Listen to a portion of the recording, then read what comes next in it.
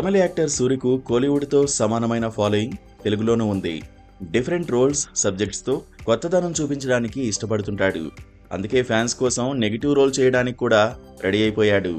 విక్రమ్ సినిమాలో రోలెక్స్ పాత్ర ఉంది కొద్దిసేపే అయినా సినిమా మొత్తానికి ఆయువు పట్టులా నిలిచింది. ప్రస్తుతం కంగువా చిత్రంతో త్వరలో ప్రేక్షకుల ముందుకు రాబోతున్నాడు.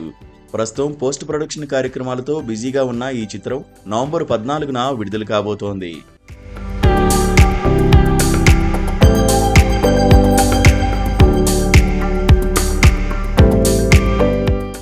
2021లో స్టార్ట్ అయిన కంగువా కరోనా ఎఫెక్ట్ వల్ల వరుస షూటింగ్ డిలేస్తో ఆలస్యం అవుతూ వచ్చింది.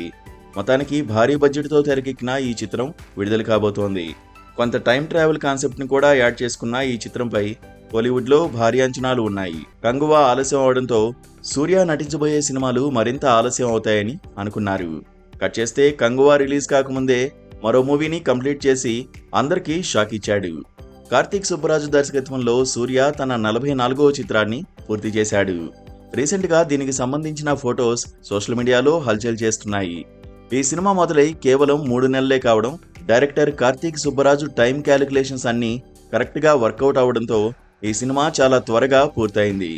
ఇప్పటికే ఈ సినిమాకు సంబంధించిన టీజర్ని కూడా సూర్య బర్త్డే కానుకగా రిలీజ్ చేశారు. ఈ రోల్ కాస్త విక్రమ్లో రోలెక్స్ పాత్రను గుర్తు చేసింది.